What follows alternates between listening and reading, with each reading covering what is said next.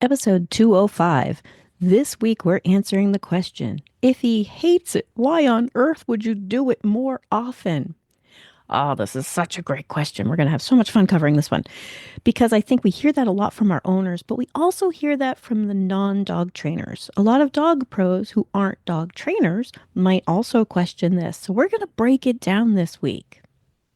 You're listening to the Creating Great Grooming Dog Show. I'm Chrissy Neumeyer Smith. I'm a master groomer behavior specialist, master canine stylist, master certified grooming expert, certified behavior consultant for canines, certified professional dog trainer, fear-free certified in grooming and training, an educator and dean of academics at the Whole Pet Grooming Academy. And this, my friends and colleagues, is the show where we talk about teaching pets to be good for grooming and other types of care.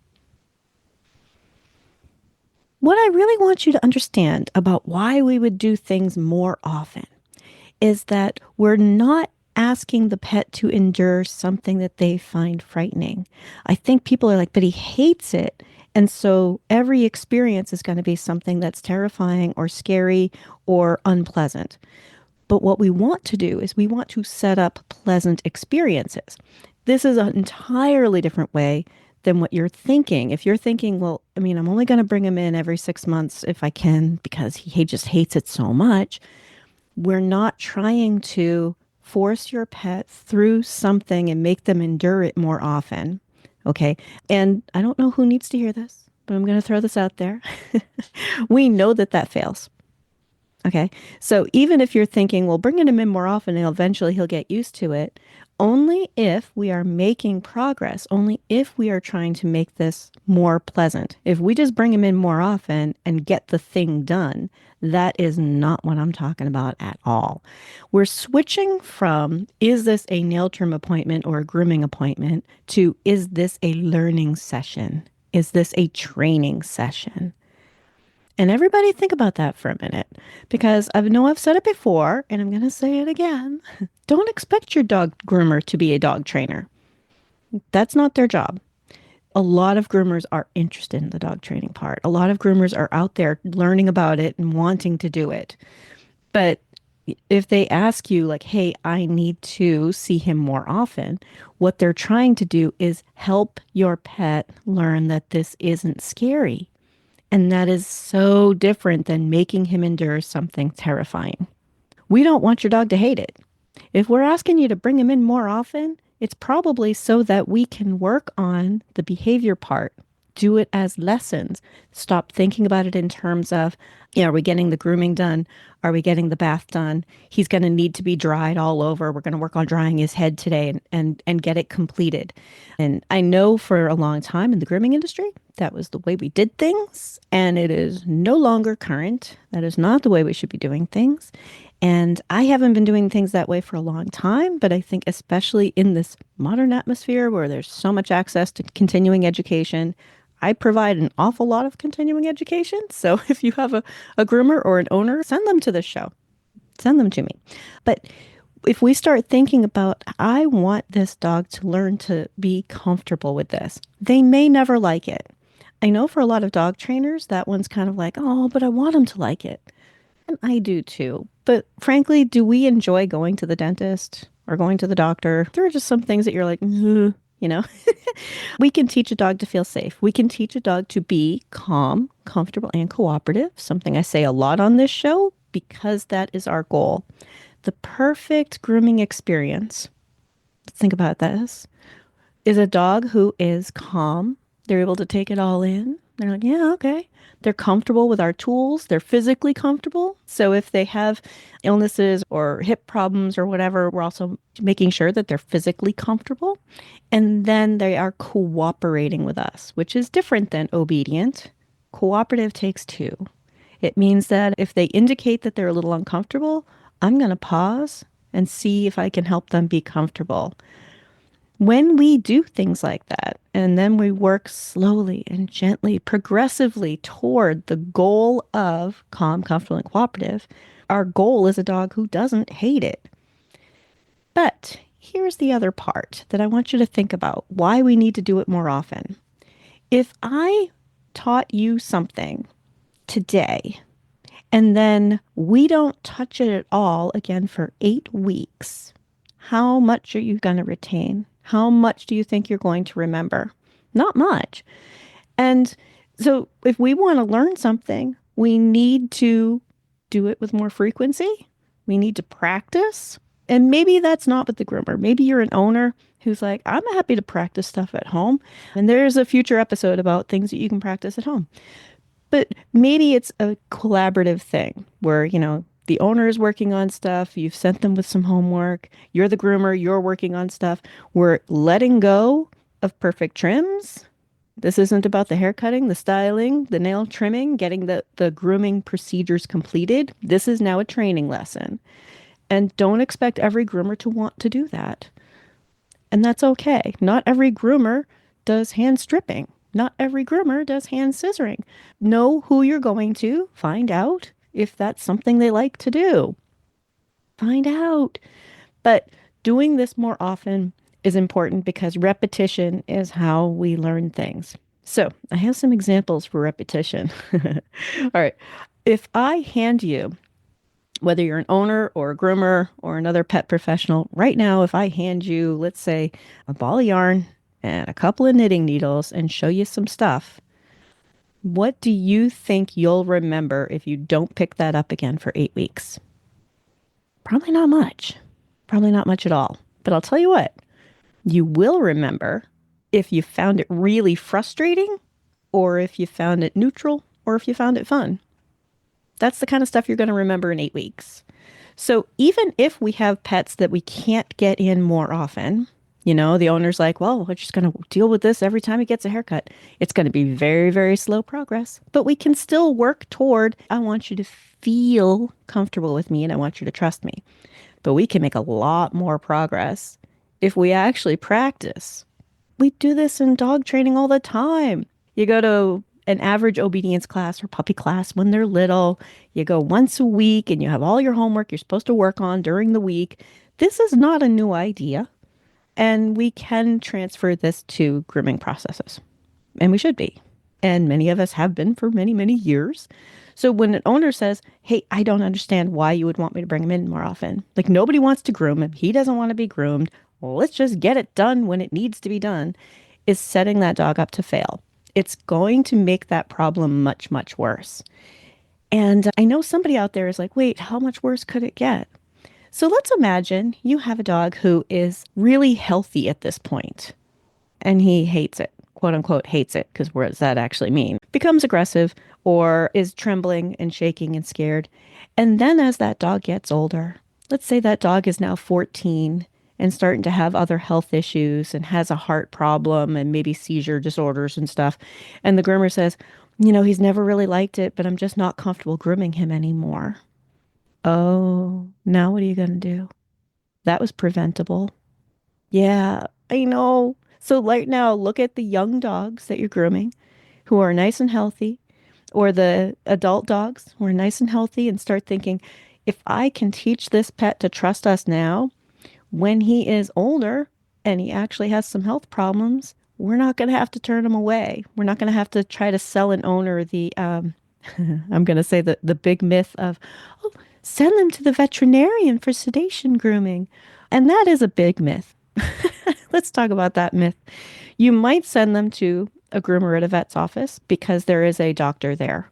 And so if this dog does have a medical emergency, which with some of our older dogs or our dogs with known health problems, that's a great choice. If there's a medical emergency, if this dog has a problem, there's a veterinarian on site. But the idea that they can do something different for grooming, a lot of these dogs are not good candidates for being sedated for grooming because now they're 14 and they have a lot of health problems. Think about how many pets the owner's like, well, if we have to put them under sedation for something else, maybe we'll take care of that little mole or that whatever it is, but we're really worried about his heart murmur. Maybe they're really worried about knocking him out for some procedure. And we're saying like, oh yeah, every 8 weeks you're going to knock him out for a grooming. It's not going to happen. Okay. What if instead we spend our time working on teaching this dog to trust us and that it's safe, because that can have a lasting impression later. And how do we do that? Repetition, repetition, repetition. Why do you guys know the terms calm, comfortable, and cooperative? because I repeat it so often. That's why. Well, repetition is how we learn. So I want you to think about if the dog doesn't like something and we want them to be able to handle it, we need to do more repetition. So I'm going to give you another example too. Let's say, because I do fly ball, let's say you only practice once every 8 weeks and you don't work on anything at home.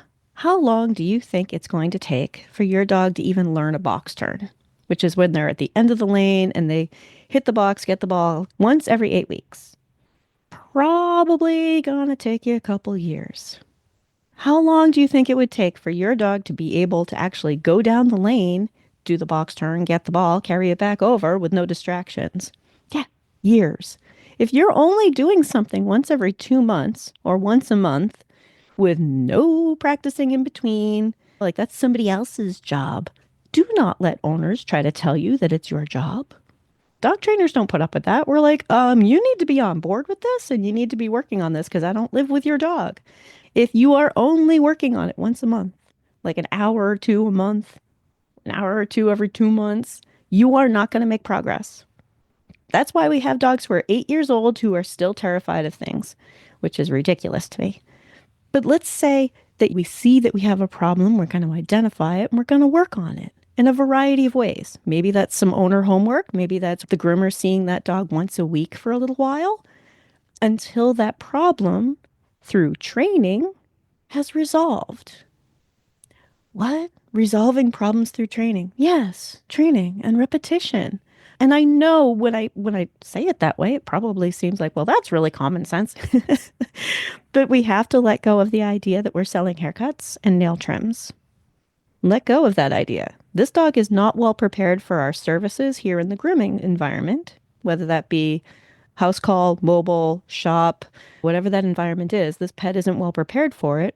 So we need to come up with some training plans to help this pet be better for it. That is why, even if a dog really hates doing something, quote unquote hates, because that's very, very subjective, but even if a pet generally has had some bad experiences or gets scared or becomes aggressive, which is a fear response, okay? You behave aggressively because you are uncomfortable with something. You don't behave aggressively with things that you're comfortable with. So think about that, okay? But what if we work on that problem without trying to do the nail trim? We're working on the training part. And like I said, a lot of groomers do not want to do this, or they want to and they're ready to do it and they're having trouble explaining it to a customer in a way that a customer's like, oh, all right, this is a unique place with a unique set of tools and skills that I really can't entirely train at home. You might think you can train all the things at home if you're a dog trainer and you're like, listen, I know my dog. I can train all the things at home. You might feel that way, but there are things about the grooming environment that are really tricky. We all have different equipment. It's not like you can say like, oh, and the dog understands clippers because we all have a variety of clippers. I mean, most groomers have clippers and trimmers and like 3 or 4 versions, never mind all the other things that are available. So think about repetition, repetition, repetition to make something better. I'm going to share a story and then I'll wrap it up. I had a dog in 2001 who ripped her dew claw when we were out in the field playing around. And after that dew claw healed, when I would do her nails, it was that one dew claw that she was still kind of scared and hesitant about. You know, she'd brace herself for it. I hope you guys can understand what I mean by that, but kind of like the deep breath and the turning away and the leaving her paw in the hand, but clearly not comfortable with it.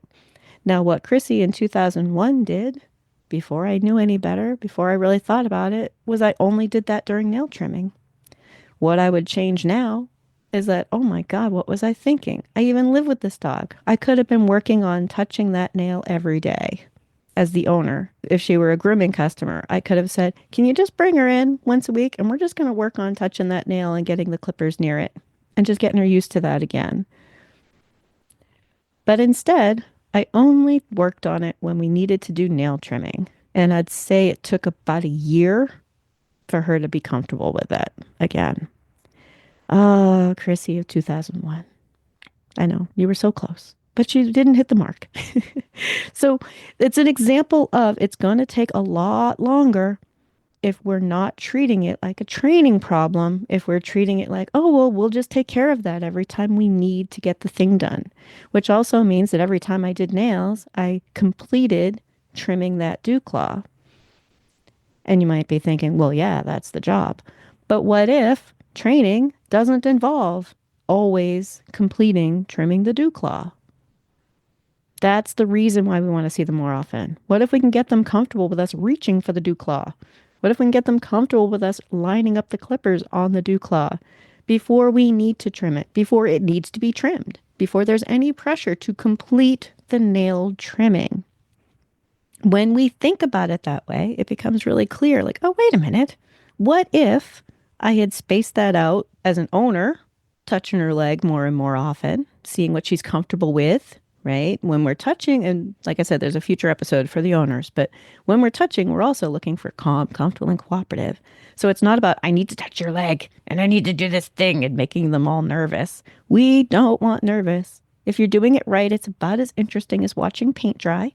So, what we're doing is we're trying to figure out where her comfort zone is and expand on it, right? As an example, what I would do differently with the dog that I had in 2001.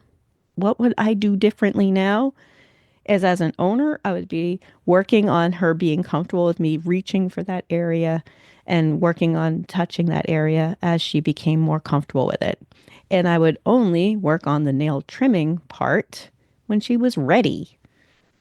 So instead of taking a year for her to be comfortable with it, I'm pretty confident it would have taken, I don't know, 2 or 3 weeks. And that's the other part. When we say bring a dog in more often, it's to do the foundation work so that you can have effortless grooming later. This is foundation work. This is really important basic stuff so that this dog can be a breeze to groom later. So think about it. Even if the owner's like, I mean, if he hates it, why on earth would I bring him in more often? Because we're trying to teach him that it's safe. And we have a lot of things to work on before we can be completing the things that he thinks are unsafe, the things that he thinks are scary, unpleasant, uncomfortable, and or scary. We need to work on that feeling. We need to work on how to do it with them. Every dog is going to be different. I know that's frustrating for people, but every dog's going to be different. But we need to work on slowly and gently progressing and helping them feel safe. And then that lasts a lifetime, which is pretty cool. Do you want more? You can come see me at the Pet Pro Classic. I'm teaching on the Saturday. Pet Pro Classic this year is in Dallas in June 6th through 9th, and I'm teaching 5 classes on Saturday, June 7th. I have online classes at the Whole Pet Grooming Academy. We have the Master Groomer Behavior Specialist Diploma Program. So if you're an experienced groomer who wants to just work on the behavior stuff, oh, yeah, we can geek out together. That's a long program. It takes about 8 months to do. I teach them on Mondays and Wednesdays. And then, oh, and new start dates are posted. And then I also have smaller, shorter online classes through the Whole Pet. So if you want to just do a workshop style, have access to an online class for a month, I have some of those too. We have one called Groom Smart that is up and ready. Links in the show notes. Everybody have a good week. Bye.